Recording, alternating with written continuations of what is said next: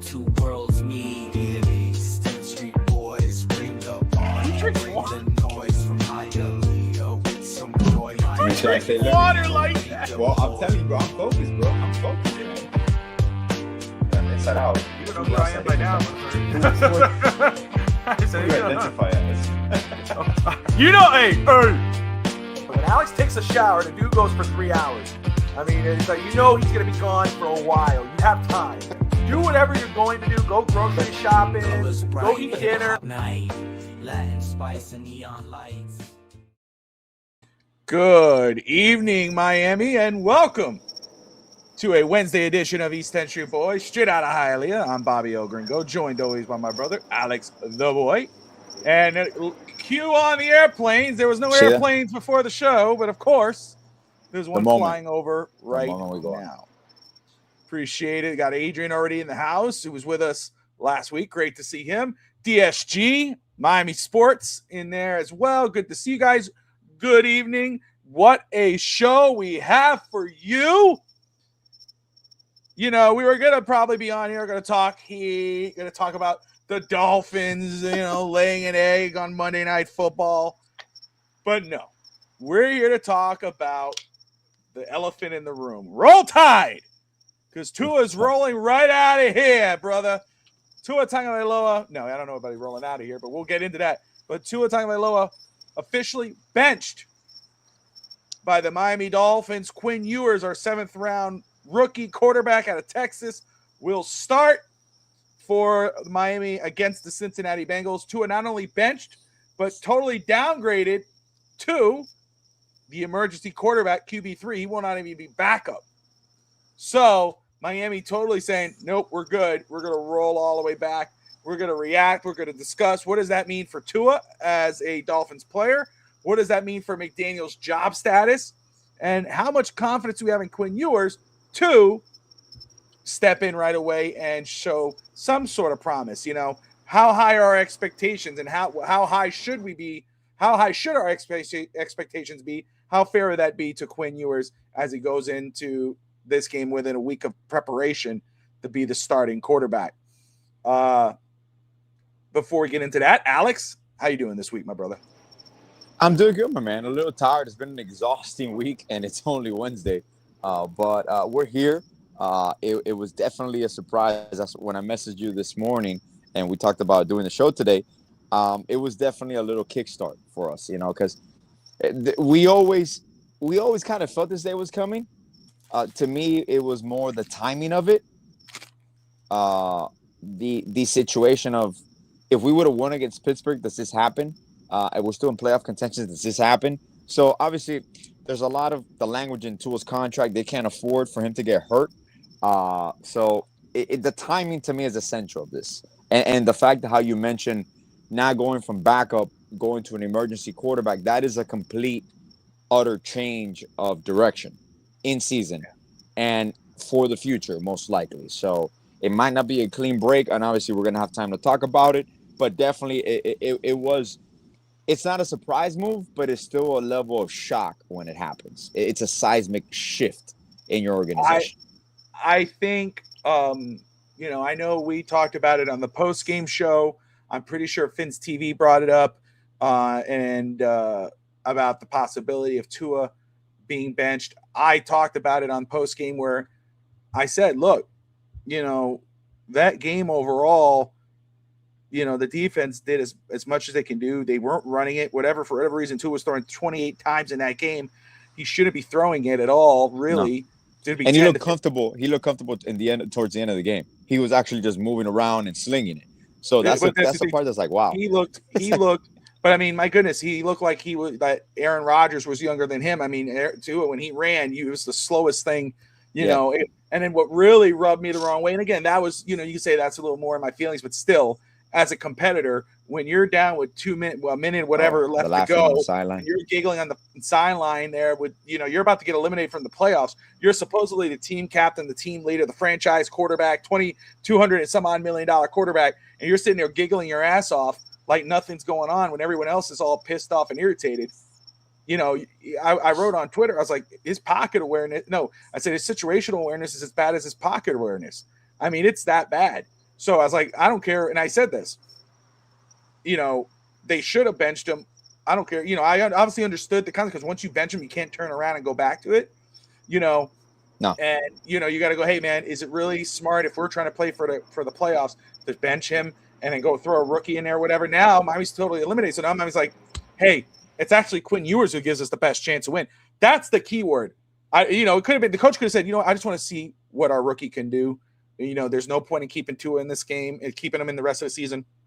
Let him sit. Let him, let's see and we'll readdress at the end of the year. That was not the language used by Mike McDaniel. If he had said, no, it's not. Nice try. But anyway, 200 million. Yeah. Oh, well, I got Come it. on, man. That just, woo!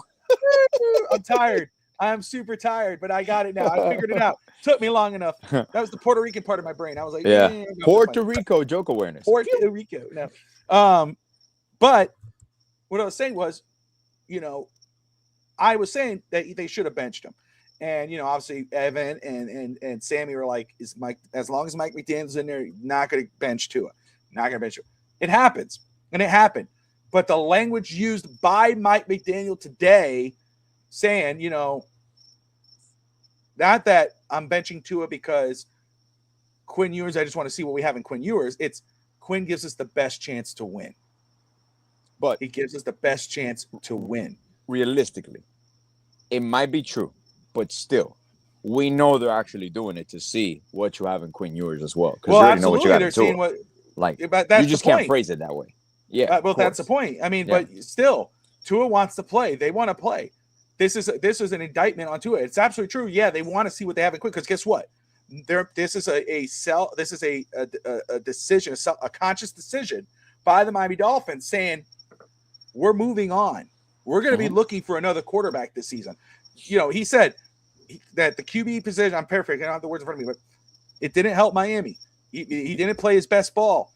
You saw over the word, 15 the word, interceptions. Bobby, the word that got me was I need conviction quarterback play. Yeah. That means that he was playing scared. He was playing and people always ask the question, is the coaching staff holding him back? Is he holding himself back?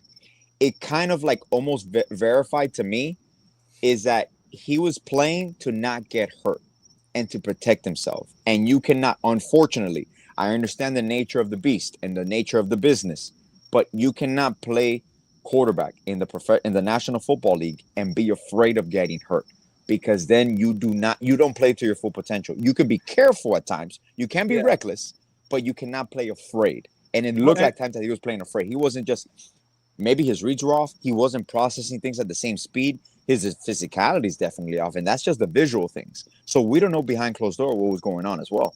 No, we don't. And that's why a lot of people are saying, the national pundits, et cetera, that this doesn't seem like just a field issue, because it's obvious field issues. This seems like a more behind the scene, closed door, what's going on behind closed door situation. And I mean, I don't want to accuse anybody of not caring or not whatever. And we know how much he has cared throughout his career, playing while injured and everything else. And he's a professional. He's a professional. But this season,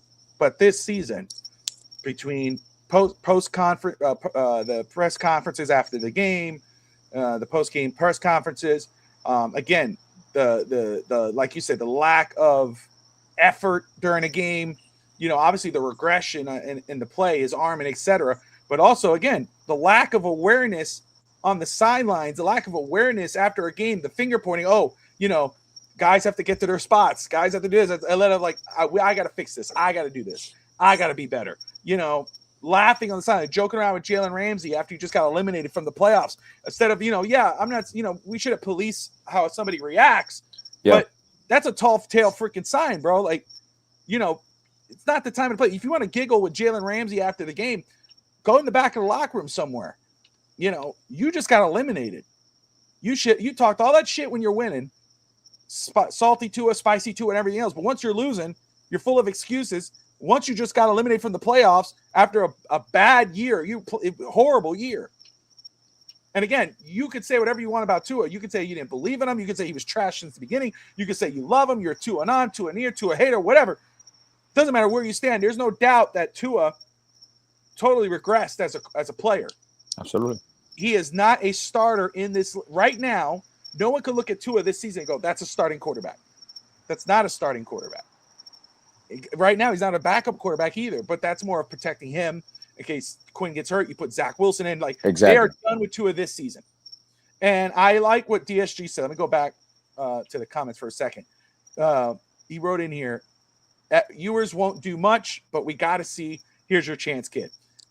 I think that is absolutely fair, and that is the way every fan should watch Quinn Ewers. No one should watch Quinn Ewers and expect some huge, great play expectations. All that. Oh, dude, you better throw 8 touchdowns. And no. The kid's going to take his bumps. This is a glorified preseason. This is his audition for the right to compete possibly for the starting job next year.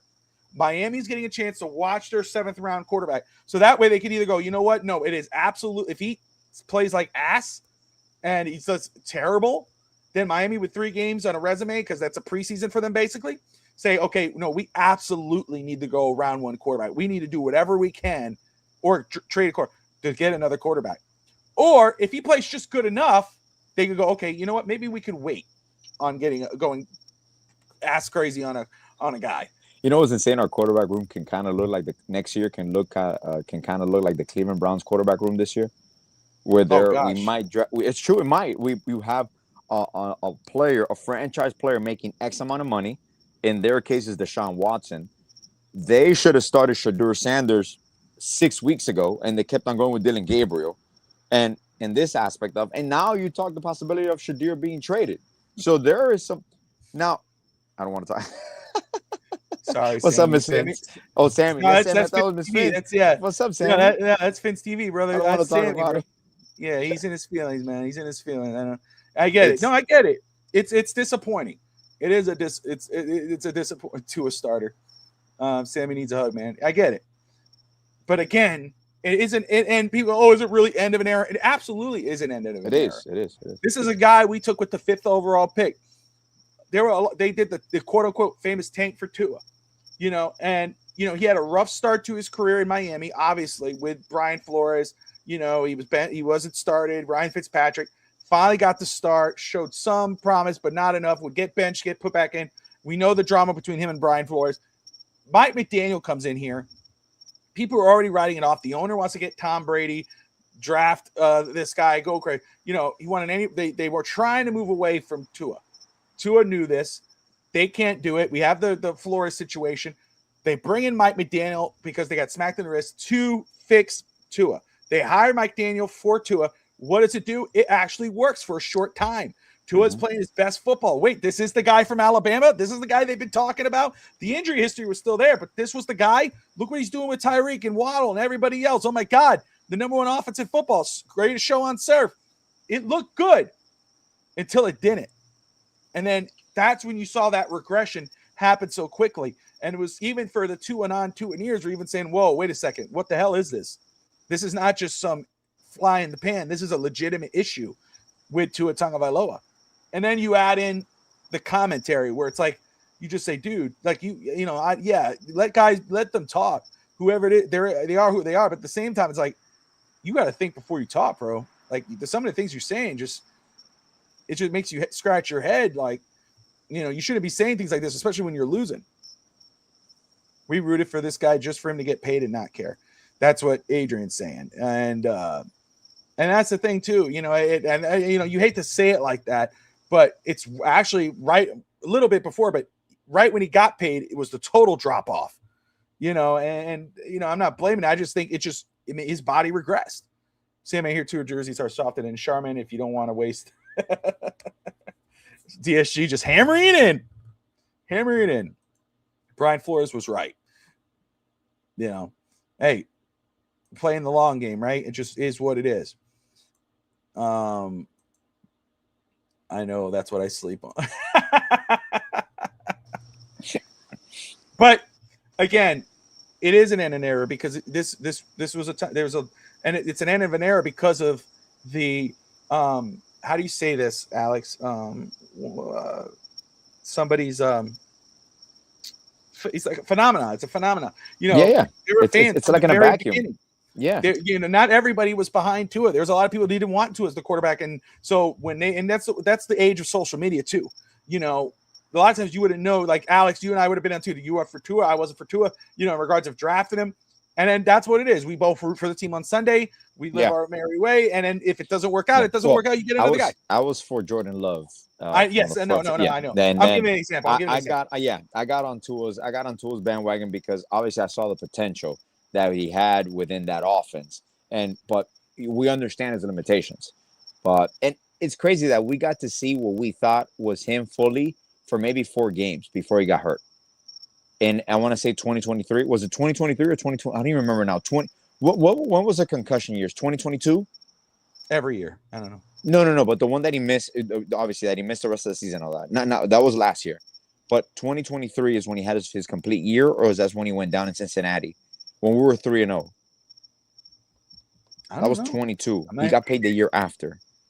I don't know. Oh man, it's been Sammy, that type of. Sammy already has a link. Sammy knows the door is always open. If Sammy wants to jump on, Sammy can just jump right in.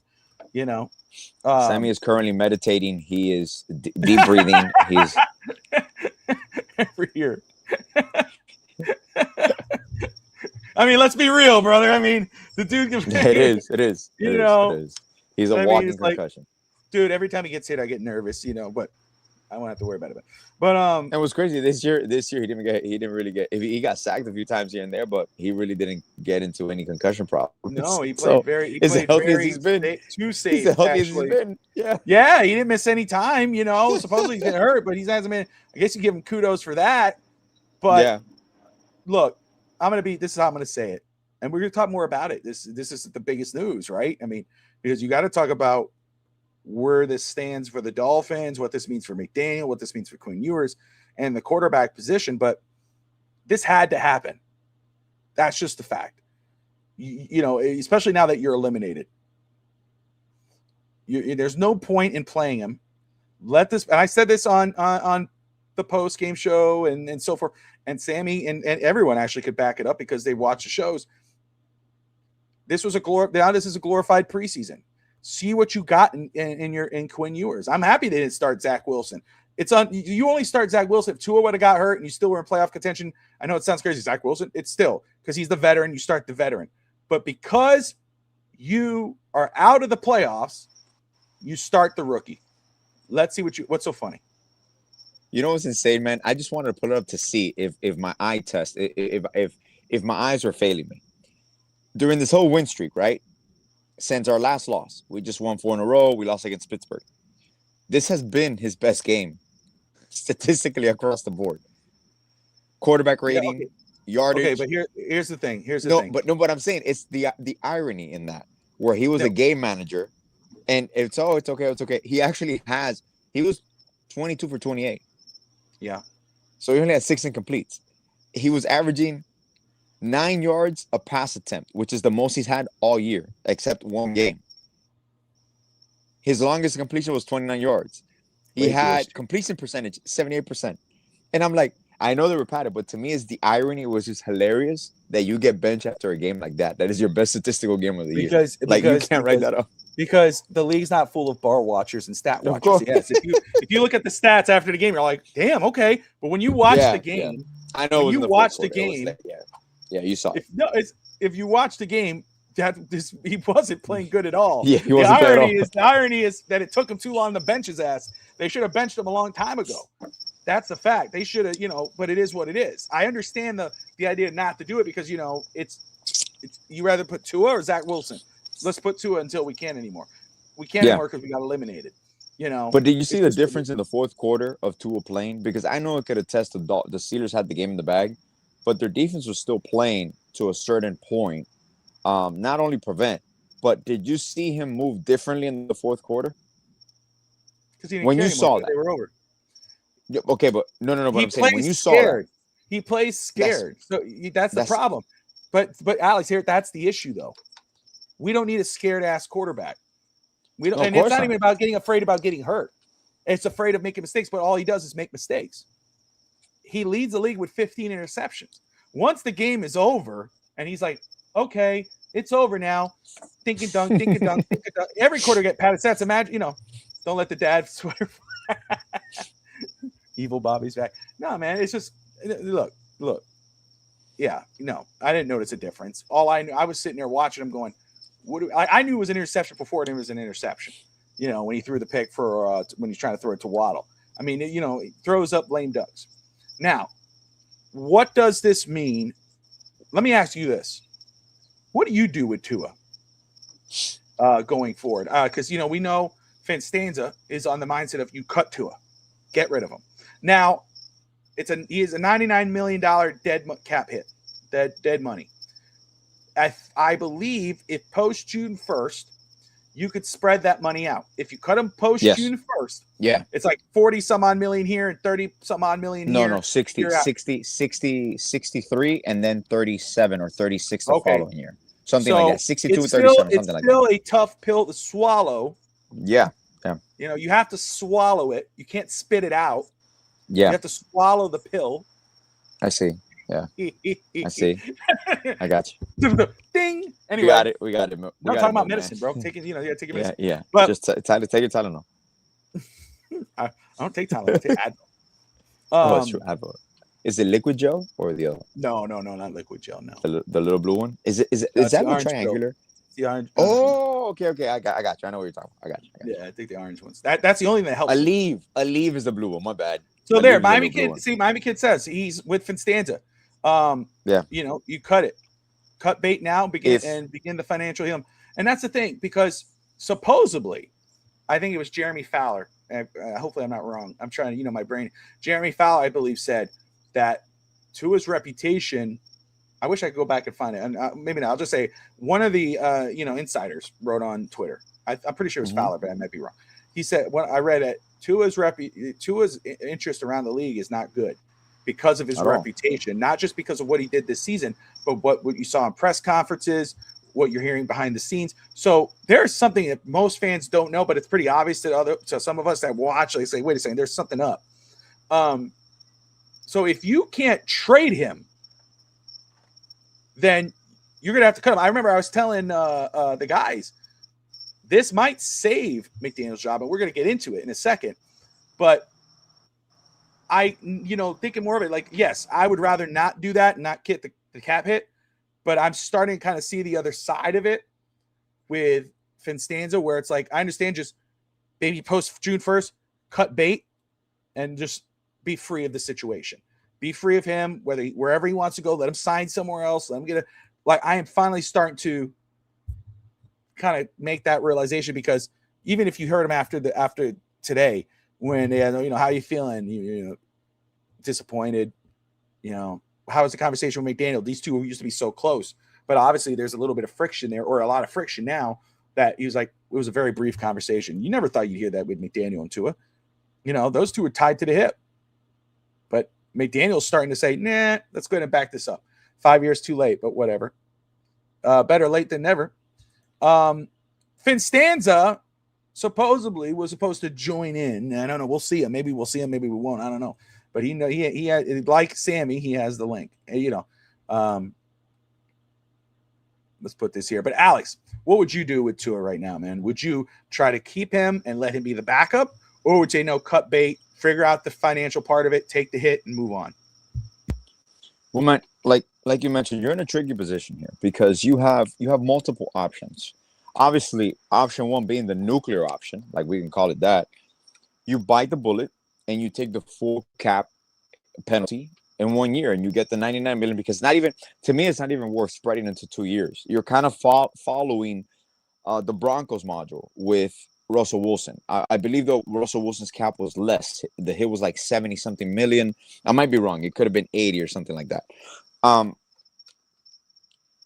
Due to the circumstances, I don't believe one of the options that I had was like Tua really basically fights for his job next year and competes for his job and is given a fair, open chance to win it as any other quarterback, because that's what we've been talking about this whole year. At the end of the day, he's going to be a professional. He's not a bad backup. He understands the offense, so he can win you 1 or 2 games. Our problem was, long term, is this the face of the franchise? So ideally, you can keep him as a backup as you play with a rookie quarterback. Because I mean, you're probably not going to go into free agency and sign a quarterback.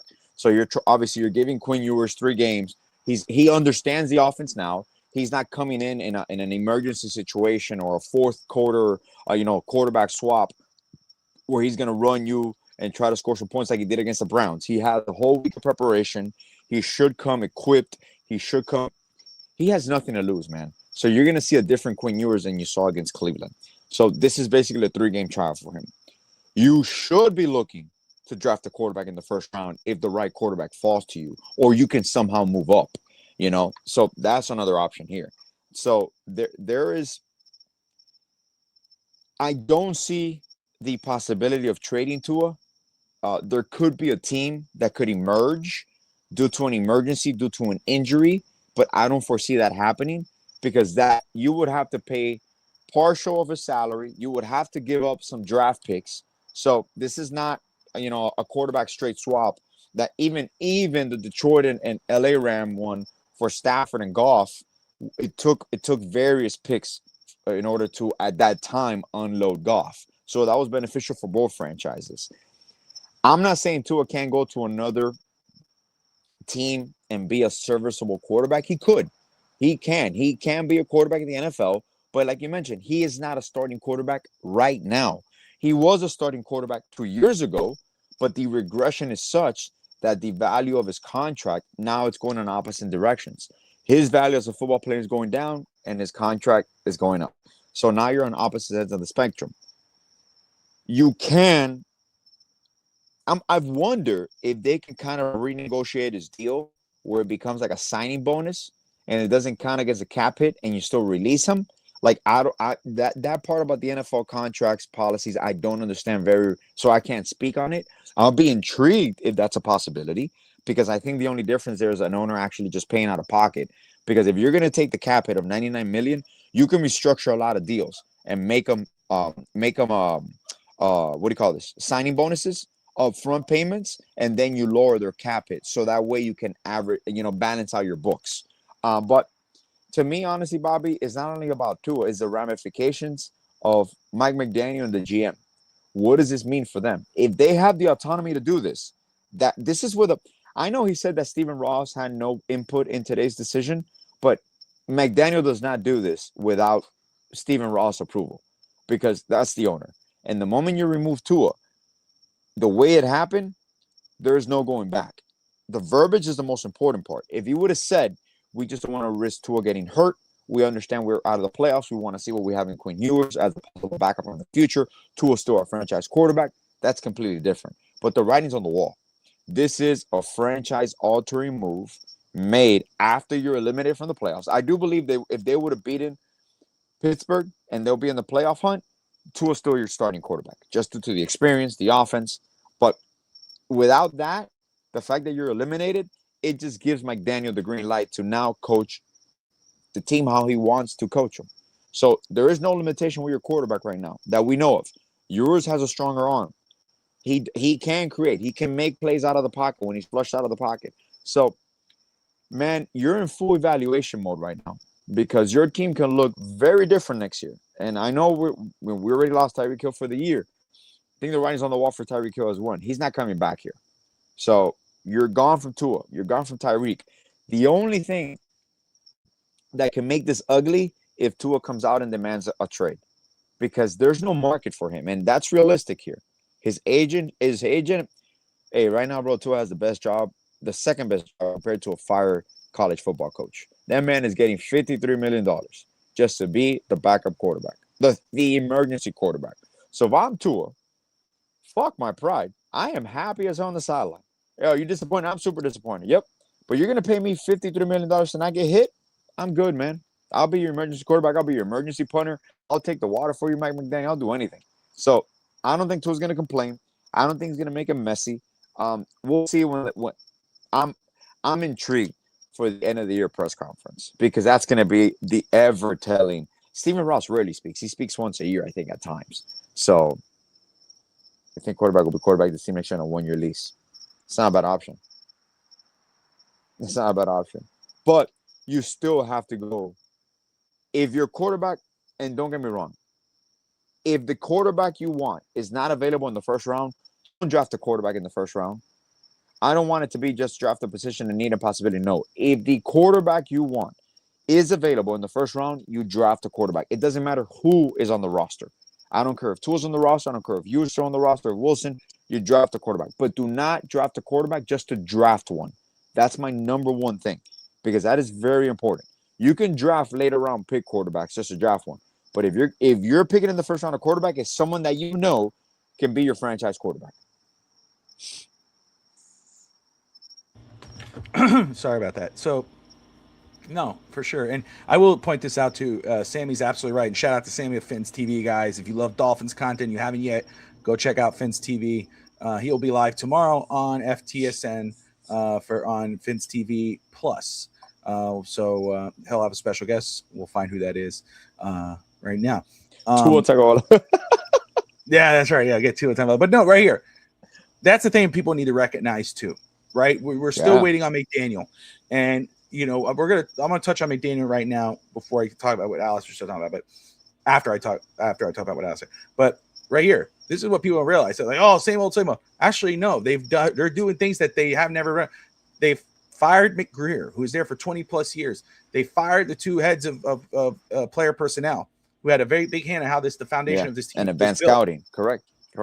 And they finally have benched Tua with the concept that more than likely this is the end of his run in Miami. So that is big. Those are actually 4 major things Miami has done. 2 of them that no fan believe would happen anytime soon. They've done it. So could they absolutely cut Tua and just cut loose and cut bait and move on? Sure, they're doing other things that I didn't think they were going to do. Trade him. I think that's a tougher task. I think, that's eating a lot of salary. And again, yes, I know, it's acting like it's your $99 million. Well, the Dolphins are already in cap hell. And I really don't want to see a crappy ass team than, that's already worse. I mean, how worse can you get? But still, so yeah, I will be a little iffy about killing you Cat. You can tank for Arch, man.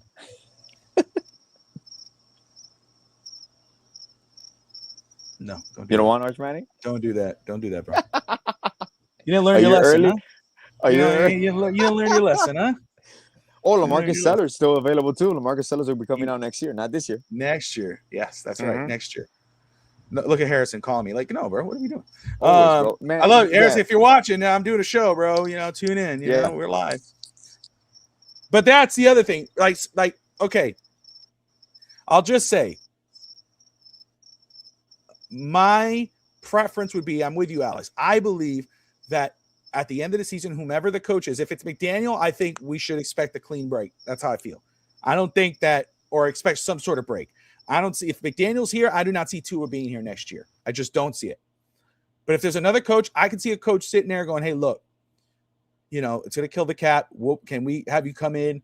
You'll stay with the team. You'll compete for the starting job. We're going to get a guy, but you can compete. If you lose, you'll be a backup. I can see Tua doing that. And I'll be perfectly fine with that. I know it's going to be a bad cap. It's going to be like, damn, we're paying him a lot of money to be a backup, because it's better to have him than to cut him with no contract. At least you got a decent backup who can win you a couple games. God forbid your starting goes down. However, that's my preference. However, I am now kind of getting comfortable with the idea of, cut and bait and just moving forward. So, and in regards to McDaniel, I said this to Sammy and Evan on postgame, that if, because the mindset was, McDaniel would never get to bench Tua because blah, blah, blah, blah, whatever. They're tied at the hip, as Evan would say. And I said, I think that if McDaniel wants to save his job, and the best chance for him to save this job would be to bench Tua. That's the best thing because then at that point you're like, look, I'm taking the Redding wing off, taking the ring off, I'm taking the handcuffs off, and I'm going to tie myself to the future of this team, whoever that may be, whether that's Quinn Ewers. Let me date Quinn Ewers for 3 games. Let's see how he looks, and let's see if we could have an engagement next year, and we'll get a wedding if you extend him later. With Tua, you're divorcing. You're like, hey, we're separating now. I'm breaking free of that. McDaniel's now, it does not mean McDaniel's going to keep his job, but this is the first step to trying to keep his job. You're right. The saying was that Stephen Ross said no hands in this.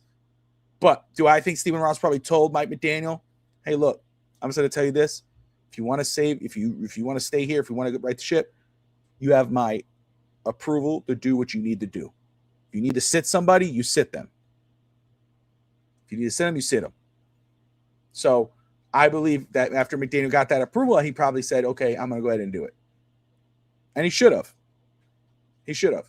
And he did the right thing. And, you know, but I'm more comfortable with the fact that letting go. I think that this does help to McDaniel to kind of show like, hey, I'm willing to break away from this and in order to try to do my best to keep it up, because players still talk good of him. The players still show a lot of respect. There's no inclination, besides earlier in the year with Jalen Ramsey, that players have disconnected from Mike McDaniel, maybe Tua, but McDaniel could have a chance to save his job here if the Dolphins still play hard with Quinn Ewers at quarterback, or Quinn Ewers shows up a little bit with but if he totally flatlines and plays, this could be a clean sweep. This could be, as Sammy said, a clean sweep where at the end of the year, Stephen Ross says, okay, we're letting go of Mike McDaniel. We're going to get our new GM. And honestly, again, I'm still in that mindset, even though like I'm a little more, even though last game was not good at all. It was just a joke to come in and play like that the way they did with everything on the line, but that's just Dolphins for you. I'm a little more comfortable with the fact, let him come back and let him get another quarterback and let's see what he can do in a new year with a new GM and everything. But my preference would be is clean house, start fresh, new coach, new GM, new quarterback. You already got 2 done. You need 1 more. Agree, disagree? A lot of these actions, Bobby, that I see now, there seems to be that Champ Kelly has some sort of, I'm not going to say job security, but they're making decisions that are franchise altering and that usually interim GMs don't make, and coaches on the hot seat don't make.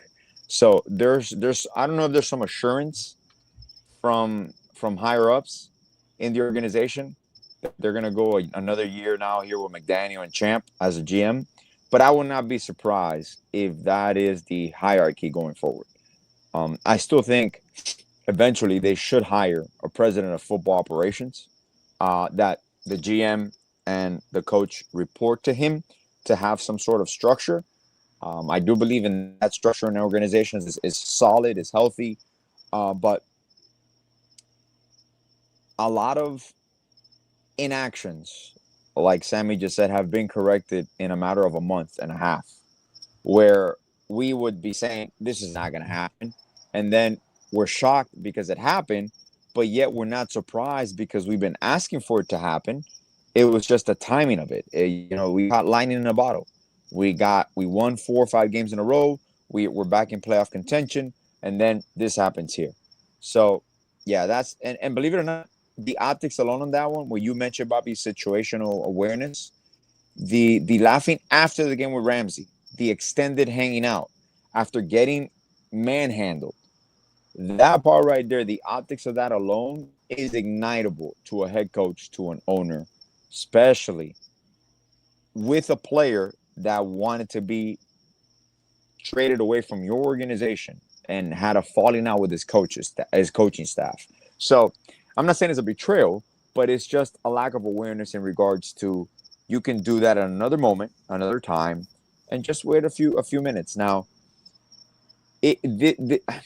these next 3 weeks might be the most exhilarating for Dolphins fans in the last year and a half, because there's uncertainty, and Dolphins fans have lived in uncertainty. I mean, there's only thing that's been certain is that we're not making the playoffs.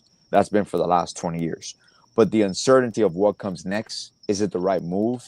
And we're always going to have the psychological scars of past decisions of whoever we hire as the next head coach, if there is a change indeed. And the fact that it's not a clean sweep, we kept our head coach. So there's a lot of things here that I see that it makes me believe that there's some sort of assurance that McDaniel and Champ Kelly will be back. They're not going to get contract extensions. McDaniel already had his contract extension. I think based on where they end up, based on where the franchise is selected in the first round, that is very important, because if you believe that this franchise, with the current GM, interim GM, and the current head coach, is not properly built for future success, this year's draft is very important because we have a lot of picks. We have a lot of selections that we could be using for key positions, foundational pieces, aside from H&, aside from Waddle, aside from Chop Robinson. You see the potential in this team. You see the defense, the way it's been playing the last 6 weeks. Like, this defense has the possibility. And with all the injuries we've had, that is the most surprising part about this. How well the defense has played as of late, and it's completely been a 180 in how the defense started. So there's foundational pieces. Like, people that talk shit that Miami's job is not attractive, I understand the Tua contract situation, but overall, talent-wise, like, this team is an attractive destination. You have great ownership. You have a great working environment. You have great talent. You have an arsenal of picks this year. So this isn't a bad job. And if they're entrusting and they see McDaniel's growth, that is a possibility for him to stick around and champ as well. So I'm going to answer Sea Devil because he's going to keep asking. Yeah. No, the Dolphins would not be undefeated with Aaron Rodgers as their starting quarterback. Get off of it, bro. Get off of it, bro. Get out of here with that dude, man. Would they have a better record? Yeah, of course. Of Yeah, course. I say maybe, yeah. But no. Hey, bro, No, Rodgers can still still don't sling wanna it. Roger might not be able to move in the pocket as well as he once did, but he can still sling it, man. There's a tight spot every time. What's that song? We would have lost. We would not have been undefeated. We would have lost one game at least, bro. No. Tell him, Alex. Oh, please. Anybody gets better running around than Tua. Anybody you put against Tua, you're like, damn, that guy moved on pretty damn good. That was Mike Vick out there. Except Phillip Rivers. Rivers. You know, give Tua 5 years off and see him come back, and let's see how he does. He'd be worse than Phillip Rivers. You know. Okay, wait. We're gonna take a pause for a minute. Okay. Because unlike Alex, I'm a man of my word. And look, buddy, how many years? How many times has Alex said I'm gonna watch the Bronx Tale and he hasn't done it? No, I haven't said that anymore. I said I was gonna watch it live on air. You're not gonna watch it. You wouldn't do it. You would not watch it live. I would do it. I will watch it live on air. Nah, cut that out. A live show. Just have the camera live pointed show, at you. just you, me and Bronx Tale, just watching. Yeah, right. Yeah. Okay, there you go. Highly a Bronx Tale. But he hasn't done it yet, so he's full of shit. So anyway, I'm not. So I did. Alex has asked me a few times, have you tried it? Have you sent this? I haven't tried it. But he called me. He texted me first. Yes. And then he called me. I was a reply on his text. He called me. He had to tell me, Bobby, this is freaking delicious. You got to try it. I said, let's do it on the show. He said, let's do it. He says, I'll get another pack. He didn't, though. I did, though. Yeah. So, that's just I forgot. I forgot. Oh. But I see you got the large package. So that you're eating 2 extra in my honor. You see? That's right. So I'm going to try it out now. Let's do it. I got the Reese Oreos. I got the milk. I'm not going to say anything until you try it. We'll get back into it. Yes. We'll get back into Tua and the Dolphins in just a second. But let's go. Give me your review. All right. First, very important. Let's take off your glasses so I can see all the facial expressions. That is very important. Very important. Now, are you gonna dip it in milk, or you're just gonna eat it and then drink the milk? Wait, no, don't drink the milk right away. You got to give it a few seconds. You got to get to taste it. Here it is. You got what is that? Yes. White chocolate there, or is that the cream? And then you got the. It's white chocolate. White chocolate. Okay. Here we go.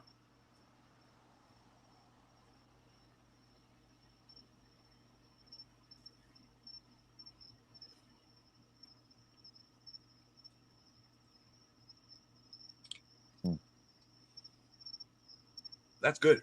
That's good. That's a tasty treat. To me, it's the best of both worlds. Damn. It's not too peanut buttery. It's not too much peanut butter, and it's not a full Oreo. It's perfect. Here. You're not even supposed to be here. Take this and go. Enjoy yourself. Get away. Nobody's talking. Now, Bobby, you got to do one dipping in the milk. Dip it in the milk. Okay. In the milk. See how it tastes. Bite it first or don't bite it first? No, don't bite it first. Don't bite it. Dip it in the milk and then bite it. Here's your leche. There we go. I'm going to dip it in the leche. Well, it's not my leche. It's your leche. Okay. Yeah, my leche is here with me. Okay, bro. All right. Bobby never. Alex never asked Bobby what he's going to do. All right. No, never. But I don't want to know.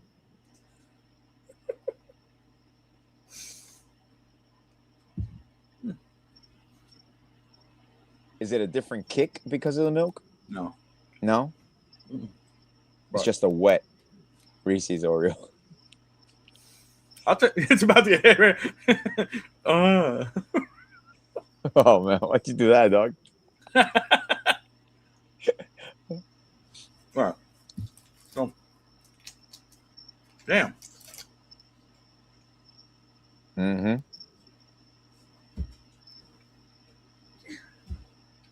Not bad, man.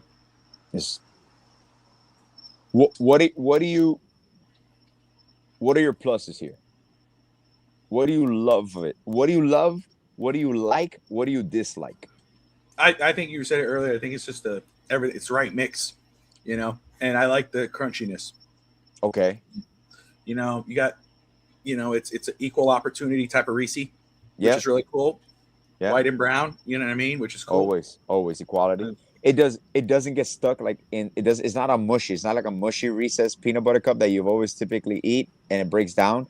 It's a little bit crunchier. So it kind of like you're like, oh, wait a second, I'm eating a cookie. But I'm like, no, wait, this is a peanut butter, this is a soft cookie. We know Bobby's all about that DEI. Shut up. Right. That's right, brother. That's A, man. And usually these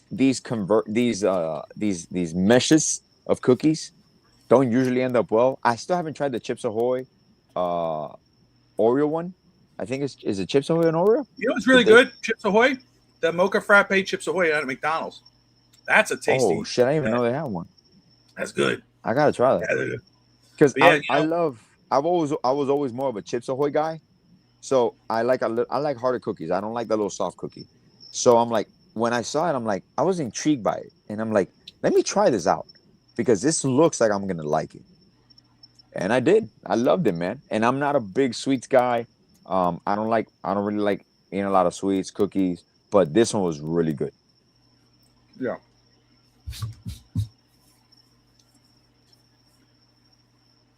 Now, I have to say, I can recommend it. I highly recommend it. It's tasty. Now, gotta wash it down with a cold glass of milk. Okay. Now, what I want to try is actually to get a Reese's, get an Oreo, right? Open it up, put a Reese's cup in the middle, close it up, and have a Reese's Oreo sandwich to see if it tastes the same way. Say what again? I want to get, if we could do it, let's do this for the next show, you and me. I'm going to actually buy it. Oreo cookie. Open it up, put a Reese's cup in the middle, close up the cookie. So it's like a Reese's cup sandwich in an Oreo cookie to see if it tastes like that. I have a name for it. If you did Which that. one? You could book it. Diabetes. Easy, Perfect. bro. Amazing. The diabetes cookie, bro. Amazing. I got it right there. Coma. Diabetes coma. The show just ends right after we eat it. It's just yes, down the throat. Coat your throat with some leche. Whoa. Jesus Christ. Down the hatch goes the leche. Can't go wrong with a cold glass of milk, brother. Okay. Yeah, it goes down. You get your chest cool right there. Yep. That's right, brother. Yep. Unless you're lactose intolerant, and then it just yes, goes right back up. White chocolate is to serve as milk. I don't really think white chocolate's all right. I don't think it serves as milk, maybe. But man, no, that's actually very good. You know, because it's true. You know, you go, oh wow, I want to try this, and it ends up not like if they do mix, and it's like, oh dude, no, I never want to do that again. Yeah. But that was a win. For you to get two individual great candies or cookies on its own and mesh it and somehow be good, it's like that's a win-win. That's a win-win. Yeah, that's really good. And if you notice the aftertaste, you know one thing that impressed me was the aftertaste, bro. It doesn't taste like either or. Like it doesn't, because when you eat an Oreo cookie, you have the taste of the chocolate cookie still kind of disintegrating. When you eat a peanut butter, obviously your mouth is just like sticky. It's pure peanut butter. They made an Oreo cookie with the Reese's peanut butter filling. They did? I've had that. Yeah, that was not, taste? that wasn't that good. I don't That think it was wasn't that good. I had that. Yeah, I had it and I finished them. Okay. They're okay. It wasn't bad, but this is better. This Adrian, is better, right there. I want to get into this combos. What cookie combos? No, not even cookie combos. What food combos where we're crossing two great products? What food combos would you guys be willing to try or you can imagine will be tasty?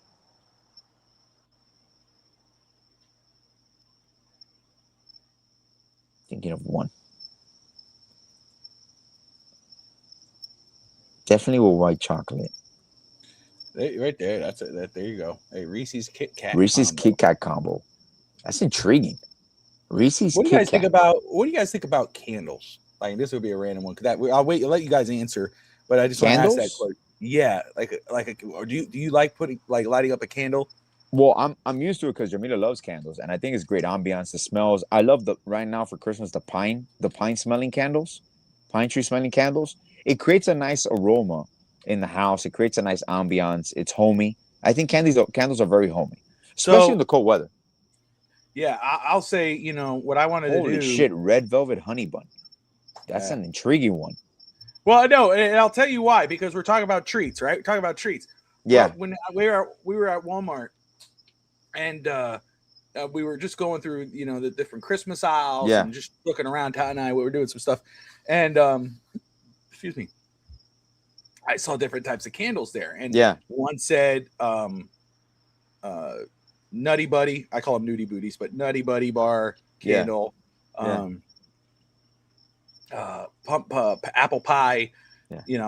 I hate the ones that smell like a dessert. I hate gingerbread. I'm gonna tell you, I got the gingerbread one. Is it Smells Christmas good? gingerbread? Yeah, man. Because I was like, that would be cool, like to light up for the Christmas with the sunlight and Christmas morning. Like Tati lit it up the other day because we had somebody coming over. She was like, I just wanted to put a smell. It actually was awesome. Bobby drinks wax too, all over his. He likes hot wax in his chest. It's a hairy chest. Oh. The milk dripping into candle wax. I pretend it smells like eating Reese's.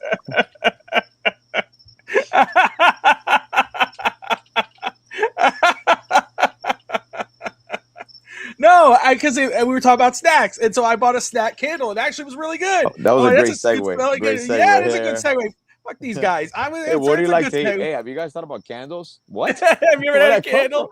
Have you had a candle? Bobby, a freak. Yeah. He's pouring the milk and he's pouring that candle wax. He's like, take that. You ever dip your finger in a candle wax? Yeah. That's the coolest thing. I remember I freaked my kids out. I was like, Dad, don't do it. Yeah, like, guys. Don't do it, I Daddy. started peeling off. That's my skin. She was like, is that really your skin? Hey, brother. You got to have fun, bro. You got to have fun. Mm-hmm. I mean, in regards to jokes and stuff. But I didn't mean it that way. It was a legit question. You guys are the freaks.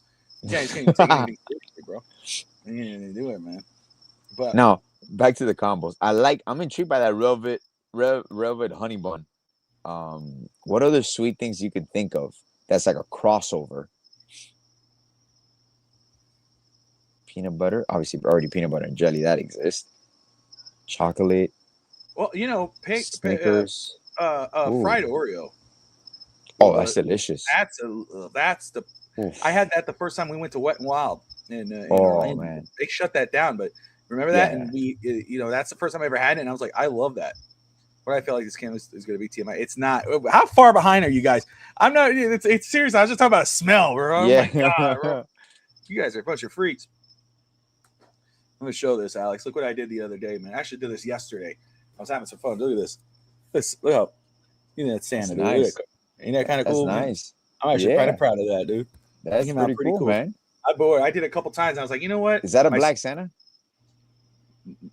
What? Is that a black spook Santa? No. Oh, okay. Because in the shadow, I'm like, damn, it's a black Santa. I don't see race. I don't see race. I'll show you a couple more I did. Look here, I did this one here too. That one's really nice, man. Isn't that cool? That's pretty cool. That was a nice detail. Yeah, it's incredible as you get older. The touch, you see the perfections, the little things in the touch. Man. That's the experience, bro. That's the experience. Here's my version of the Tin Man. There you go. That's cool, man. Isn't that kind of neat? I got one more for you. This is things I do when I'm bored. And my daughter got these pens for her birthday, these markers. So I took them. So you started using them? Yeah. Oh, that's cool. That's I started cool. going, I'm going to do kind of like not like a realistic type. I want to do like kind of like, you know, kind of creepy version of it. And I started thinking of like Santa, and I'm like, dude, I want to do like a kind of a creepy Santa, bro. You know, so I had some fun with that. I started telling him, like, man, what would be cool, like a haunted North Pole. The malls are full of creepy Santas. Yeah, my mall, you know, it's a good one. Anyway, thank you, appreciate you guys. Thank you so much. He does, man. He does. Art wise, yeah. You know, it's like I do get very mad. This is going to sound so counteractive. What I'm about to. It's a great diffuser. Like if you're stressed out and you're bored, you just sit there and draw. Like I tell my kids, I say, it's just shapes. You know, just have fun with it. Don't get crazy with it. But then if I'm doing it, any little thing I do mess up, I rip it. I throw it away. Fuck it. Tati gets so mad. Yeah. Tati gets so mad. Yeah. Because I'll do half of those things and I throw them out. Yeah. That's why I do it in pencil. You can just erase it and then trace That's it. what I know. I do it in pencil. I still get mad. I do pencil, and then I draw it over with a pen. You know, and then I started in what's it called? Experimenting with the colors. You know. Here we go again. There it is. There it is, brother. Here we go. He did. He showed it already. Santa. Hold on. Oh. Don't put the. I'm not gonna do it. Don't do it. Don't do it. He's gonna get the candle. He's gonna get the candle. No, that's not what I was gonna do. I tried to draw a chumper, but I ran out of orange. Oh, I couldn't finish it. He did it. He did it. You know? He did it. Don't worry about it. Yeah, I love it. Is it? Show us your Kamala portrait. It's great. Isn't our dear president talking to the nation right now? No. Mumbling on to the nation. Wasn't it today? Yeah, it was. Yeah. Oh, Jasmine he's done. I don't even know who that. I know Crockett is. I just saw her yesterday. I didn't even know who that was. From Texas.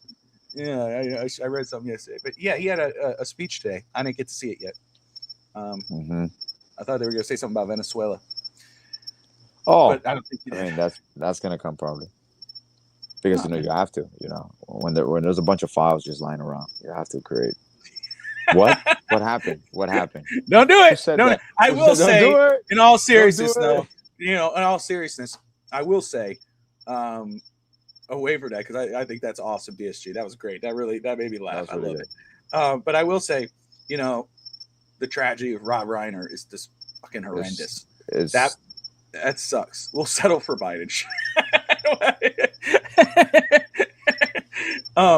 No, but Rob Reiner, who obviously, you know, you didn't know his stuff. Legend. If you didn't know his stuff off air, you knew of him as a political activist and what we know, obviously. But I grew up, even though, you know, the series was way before my time. Alex knows this. I'm oldie at heart. I grew up on All in the Family, you know. Yeah. You know, I'm gonna say this is just fact. I don't talk about it or whatever, really. But Mike Stivic was one of the people who really pushed me towards Archie Bunker's side a lot of the time. I mean, I used to listen to their arguments, and I'm like, Archie's right, dude. Like, this guy's a leech. He lives off. He marries this girl out of nowhere. You know, just moves into this guy's house without paying rent or nothing. This guy works all day, comes home, has to listen to his stupid son-in-law talk about all this extra crap. You know, like, who is this bum? Like, you know, so like I grew up watching this guy, and he actually helped mold what I believed growing up. And but obviously being, you know, going to film school and even before then, I just loved his films, even When Harry Met Sally, Princess Bride, all this stuff. Just a phenomenal talent. And then the way it went out was that was horrible. And, you know, you feel bad for his daughter, and it's like, so anyway, that was a shitty thing that happened. And a lot of had shitty happy, but anyway, but yeah, thanks DSG for bringing us into the dark side, brother. Yeah. You know, anywho, But yeah, right. Let's roll it back to the Miami Dolphins. Alex, what are your expectations? I don't want to ask what your expectations are. What should be the expectation for Quinn Ewers? What is a fair expectation that you're like, we're going to watch him. We need to see this from him. Like nothing that's going to be like unfair, because we can't give unfair expectations. Oh, 5 touchdowns. He better be really good. Because, the first interception that Tua throws is like, oh, Tua did that too. And you guys said he sucked. And, it's like, come on, dude. So what are fair expectations? What should fans expect from Quinn Ewers? Well, I think first and foremost, the situation has played to his favor because he is going, obviously right now, there's not a fan that possibly is on Tua's side. And the fact that Quinn Ewers is going to step in the moment, the situation is a difficult situation. He's going to handle it like a pro. He does have the experience. He's a little older rookie. My fair expectation is for him to understand the offense, number one. Number two, take chances, make plays, not to play conservative, but be smart, not reckless. So it's form of an assertive position. A quarterback, being a quarterback, you're automatically the leader on the field, no matter if that's your personality or not. Due to the position, due to what it entails, I think with a week of preparation, he's going to be comfortable. Is he going to make mistakes? Most likely. Are there going to be some miscommunications? Absolutely. That's part of it. But I do feel that what we need to see, and I'm not saying Ewers is a quarterback of the future. This is a seventh-round pick. You never know. You never know. Just assertive. Just be able to command the offense, be able to lead his troops, and see how he does in late-game situations. I want us to be down. I want us to be down 5, 6, or score, and I want him to get the ball with 2 or 3 minutes left and try to drive us downfield. Like, I want to see how he handles pressure. I want to see how he handles adversity. But also, you want to see him take shots. You want to see his arm strength. You want to see his reads. You want to see his accuracy. You want to see how he manages the game flow.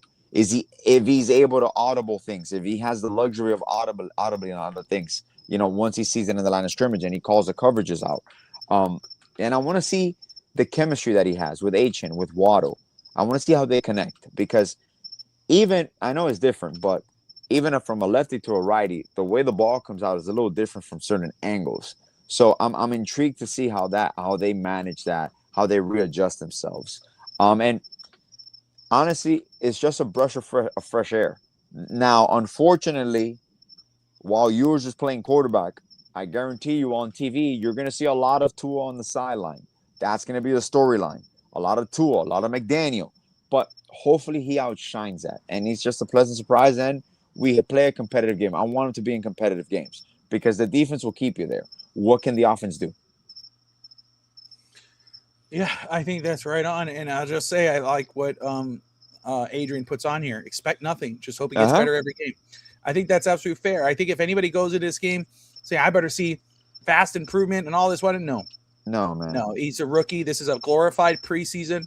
You want to see just how he handles adversity, the first hit, the first pick, the first what. How does he come back and play? Does that if he struggles in the week against the Bengals, but comes back and has a strong game against the next team, that's going to be what you watch. Let me ask you this follow-up, and this goes for everyone watching. And shout out for everybody watching, too. Hit that like and subscribe button. You watch East Country Boys straight out of Hialeah here on FTSN. Lou's in the house. I expect H and have over 85 carries. But let's say, where do you stand if he played? Let's say he has 3 strong games where you're like, whoa, damn, that's pretty good. Would it matter? Would it be okay? He had 3 strong games, like the great games or whatever, eye-opening games where you say he's our guy, or do you say no, he's our guy? He secured his spot to compete, or would you like? You know what I'm saying? Like, where do you stand? Like, if he has some great games, or do you like, no, he's not going to be the automated starter? Or is there anything he can do to you where you're like, no, he's the starter next year? No. I have to take the full evaluation. Yeah, full evaluation of the offseason and what's available in the first round quarterback wise. And no matter what he does, these 3 games, he's not a penciled in starter or the face of the franchise. So there's no way to me at all. This is honestly what you want to see. Well, I'm gonna put my coach's hat on. I'm gonna take these 3 games to see his vulnerabilities, his what he needs to improve on. What are his weaknesses? Like, I want to see these 3 games against live competition. How does he handle, and can he improve his weaknesses and mistakes from one week to the other? Is there growth? If there is a possibility there for him to compete, because unfortunately, due to the financial situations, there might be a situation where you might have to have him be QB number 1 next year if Tua's still on the payroll. So you're still gonna, I still think, top 2 rounds there's gonna be a quarterback selected, unless, like I mentioned, unless you want to make that move the following year, but then you have a plan of a quote-unquote tank, which I don't see that happening because there's too much talent on this roster for us just to flat-out tank. You know, you got to – honestly, your quarterback has to have, like, be missing an arm for you to be – like his throwing arm for you just to completely tank, because there's going to be talent on this team. But, no, yeah, there's no way 3 games is going to dictate if this is your franchise quarterback. I think that's fair. I just know because – and Steve Malloy, host of Real Talk Fins Talk, shout out to Steve. He says it's too small of a sample size. Yeah, it's too much. Too small. DSG says, sweet, now he can compete. I'm with you. I think it's the same thing. You know, what I think great games would do, good games, whatever, you know, there's going to be some fans that are like, yep, he's our starter, dude. You know, don't worry about anything else. But 3 games is too short, you know. Yeah. I think what it should do is, okay, hey, we could move on from Tua because now we got Quinn Ewers. Quinn Ewers can compete with whoever we draft or sign, and then you got those 2 compete and move forward. I think that's what it would do. I absolutely agree. It should not sign, seal, deliver the job to him if he has 3 strong, great games, good games. No, you know, again, these are 3 now for Miami. They're going to play spoilers, but it's meaningless. So you can't do it. It's just you want him to see it. You know, if he were to play well, which right here we would see that. If he were to play well, that might change the draft outlook. Absolutely. If he has a good 3 games where it's like, damn, okay, yeah, he could compete for the starting spot. But now, what does that do for you in the draft? That allows you to free up where you go, okay, I could wait on a QB. I could draft him in the 2nd round or the 3rd round. I could go and get that top prospect who's going to be sitting there. I don't have to either trade up or reach for a guy in the 1st round. So it does. It's going to be a very interesting dynamic. This is what I'll say to Dolphin fans watching the next few games. We know what the season is already. It's a lost cause. So use these next 3 games as a glorified preseason to see what we got in everyone else. So that way, when the season's over, we go, man, I liked what I saw from him. This guy's not so good. We need to find somebody to replace him or start over him. It's not about wins or losses anymore. It's about performances and getting the best out of it. For first round next year for sure. We need a wide receiver. Hey, throws for 350, 4 touchdowns. Hey, good start. Consistency though, brother. Consistency guarantees him a chance to be the starter next year, to compete for the starter. That's how I'll see it. But they do, and you know what? He's handled adversity before. This is not some guy he was a decent quarterback in college, and no. This was he was a great college quarterback. He was the number 1 quarterback coming out of high school at one point. He played in big games in college. He got his job, took the job back from Arch Manning back and forth. This guy knows what it's like to handle adversity. He knows what it's like to play against competition on his own team. We'll see how he does as a pro, but we've seen that he knows how to handle pressure. Sea Devils is going every game. All right, 2nd game. He runs for a score. 287 yards, 3 touchdowns. It's evaluation of a whole team. That's right. That's how you treat these next 3 games.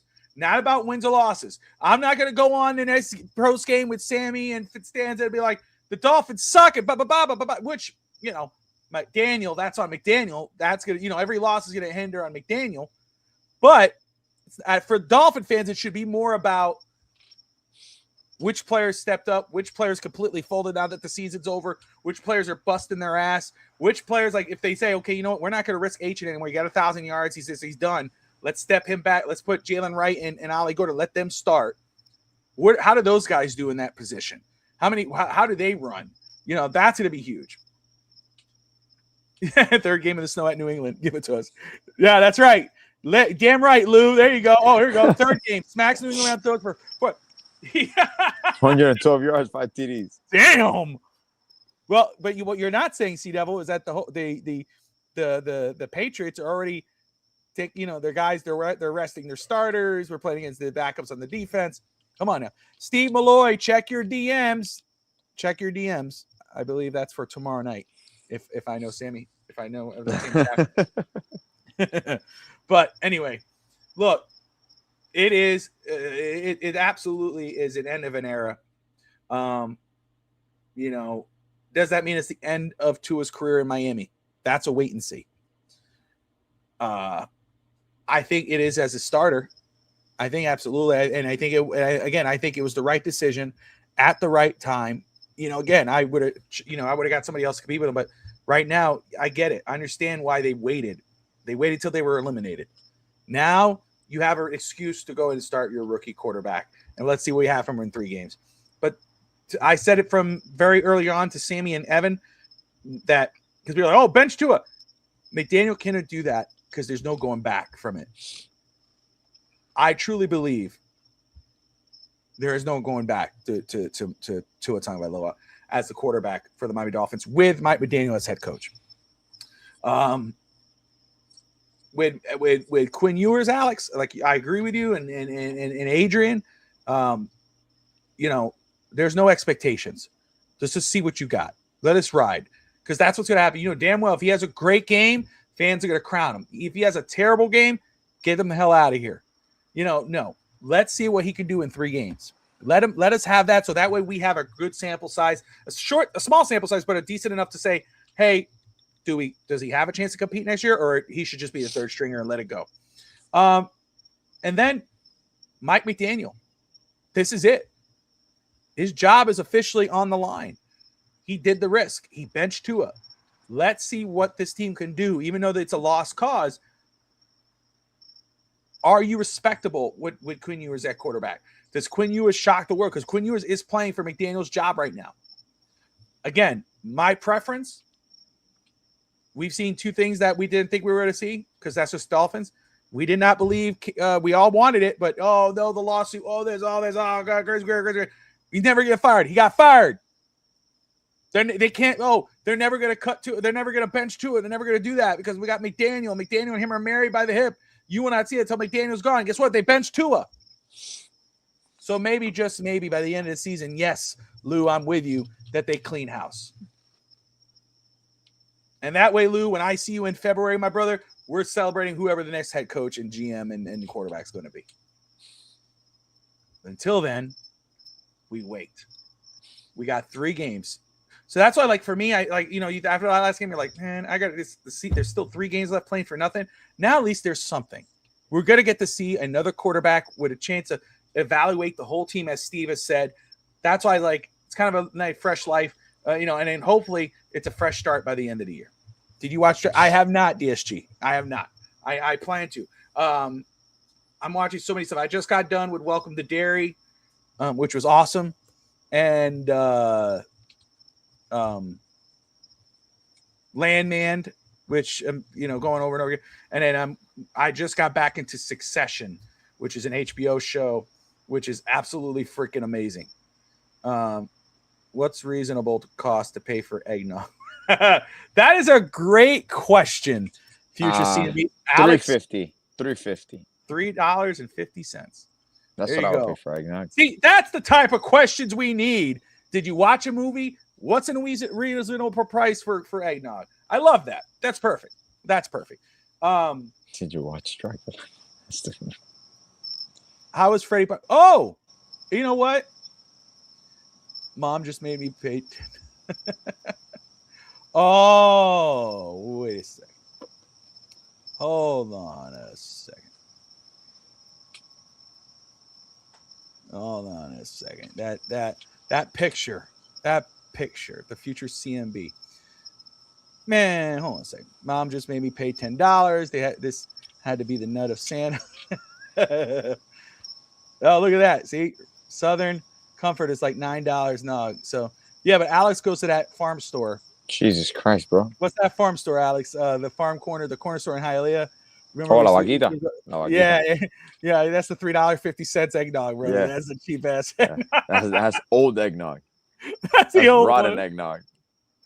I think that's you got butter. You got butter. I hope I'm not wrong. I'm pretty sure that's Harrison, man. I don't know. That picture too with the hands like that. That's a Harrison thing. It has to be Harrison. It has to be Harrison, Doug. I tell you.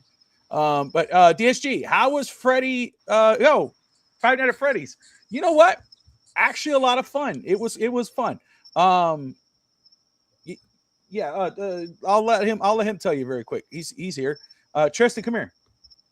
The farm store, yes. Tristan, DSG's asking about how was Five Nights at Freddy's Part 2. Give your quick summary of what you thought about it. Just talk. I loved it. Okay. It was good. It was very good. And quick thing, Vanessa's cooked. Yeah. Okay, don't spoil the movie, bro. That's just spoiler alert. Come on, man. You gotta have some etiquette. Movie I mean, etiquette. my Look God. at this guy. You know, it's a, spoiler! They all die. He's like, no. Stop. Now I will say, I told Tristan, I was telling my kids, I said, I love going to the movies, but my favorite thing about going to the movies is watching. Yeah, I know. Is looking at the trailers. I love watching movie trailers. And because they get you hyped up. And I knew I wasn't going to see any really good movie trailers just because the Five Nights at Freddy's, it's like kind of like a cheap horror movie type of thing. But we were watching the trailers and none of them really caught my eye. But there was one that really, I was like, oh, hell no. It was, I think, it was, what's the name of the movie? What? It was like family mate, self mate. Something like that, but a primate. It's a movie about a pet chimpanzee.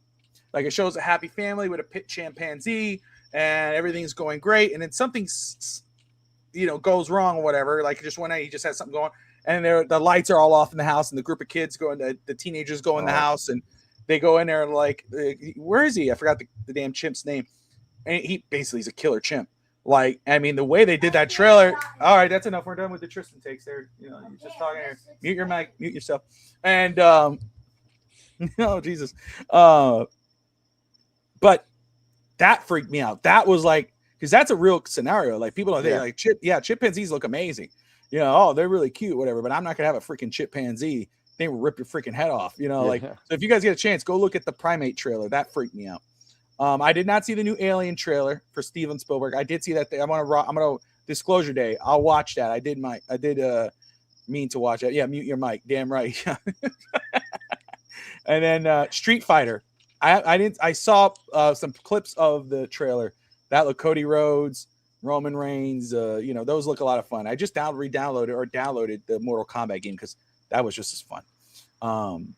Tati likes to play that. Got Homelander in there. You got, of course, Sub-Zero, Scorpion. Sub-Zero, yeah. You remember that, Alex? Yeah. Get over here. Fatality. Finish it. Victory. Remember, flawless. I get so mad because it tells you do this special thing at the end. Finish him. And, you're trying to do a special move, and also you just, and the guy, you're like, damn it. You get so mad. It's so melodramatic. Oh, man. But anyway, I'll tell you this because I think you'll care. We didn't get to Heat today, but it's okay. That's fine. That's not much. We'll get to that later. There's not much right now. There's a lot of things going on right now in Heat world. There's a lot of hero discomfort. Jovic got hurt, so there's a lot of things going on. Yeah. Of course, they're all. You know what it is? I think they did it on purpose, Alex. They saw their names being floated out there. Jovic and Tyler Hero. Everybody. They said, right, okay, I'm going to break my elbow. Yeah. Hawkins didn't get the memo. The dude's still playing. He's like, Hawkins, go down, for the love of God, go down.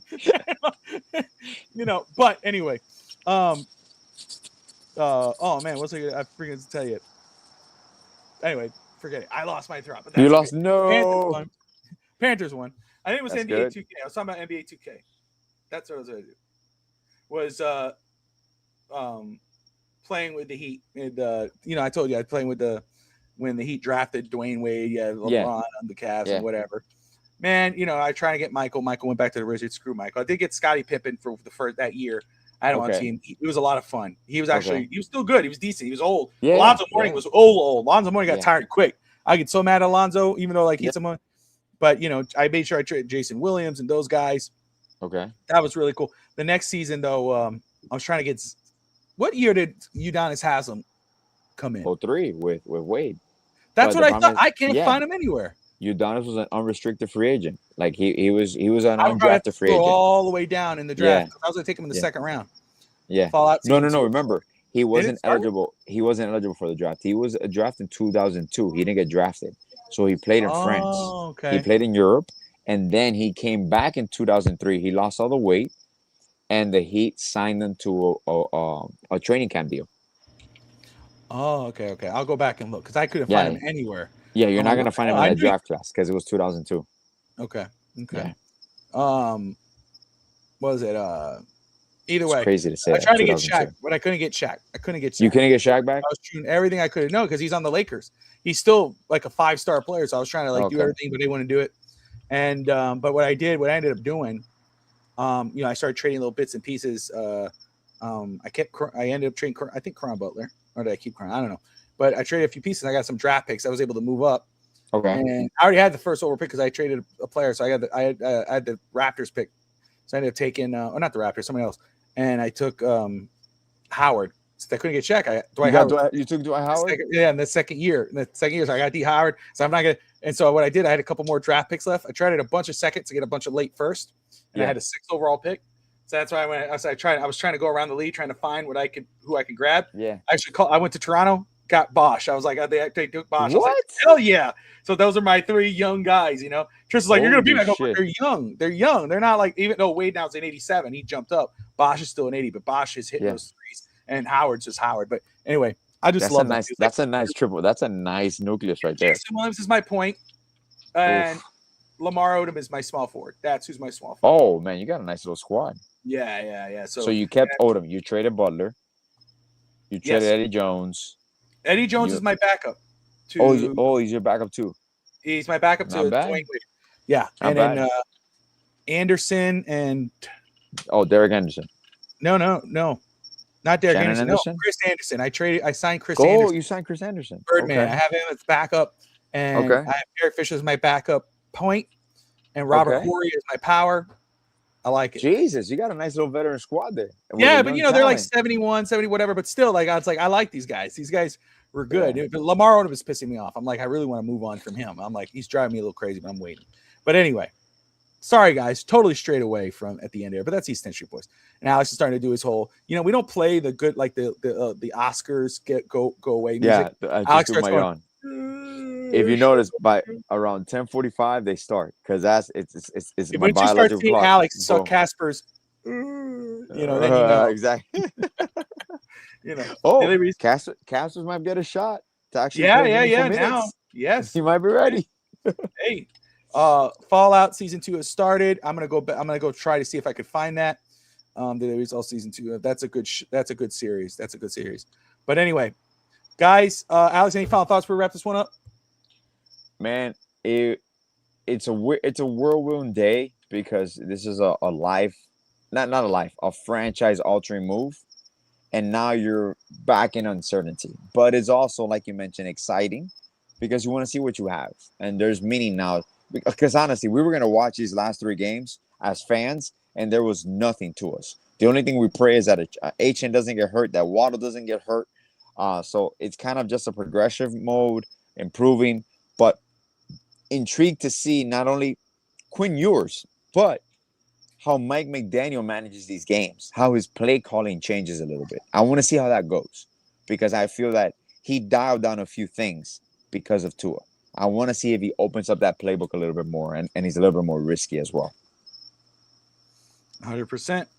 And also, before I forget, shout out and congratulations to former Miami Dolphins first-round pick and wide receiver Ted Ginn Jr., named the head coach of the Columbus Aviators for the UFL. So shout out to him. Very cool. But guys, appreciate you all tuning in. This has been a fun show, more fun than I expected because I figured we'd all be Tua and his Dolphins or whatever. We were able to go straight away to a couple things, and that's what we love to do best. So DSG, Adrian, Miami, Harrison, Lou, Tristan, Sea Devil, Steve, Jock. I don't want to miss anybody. Forgive me if I do. Steve Malloy as well. Sammy, Cap, saw you in there, my man. Miami Sports, everybody, all those tuning in, those who tune in after, put your comments below what you think about Tua finally being benched by the Miami Dolphins. What does this mean for Tua? Are you for or against it? Does it mean Miami moves on? Do you want Miami to move on? Do you think Tua should get another shot next year? All in all, appreciate you all. Like and subscribe. And most importantly, as always, fins up. Good night, Miami. Appreciate you. Fabio Gringo's in the house. Straight out of Hialeah, no doubt. East 10th Street where we play out. Here we bring the Miami crowd. Alex the boy with the B. Step into rhythm, feel the heat. Street vibes mixing with the Latin tree. In our flow, the two worlds meet.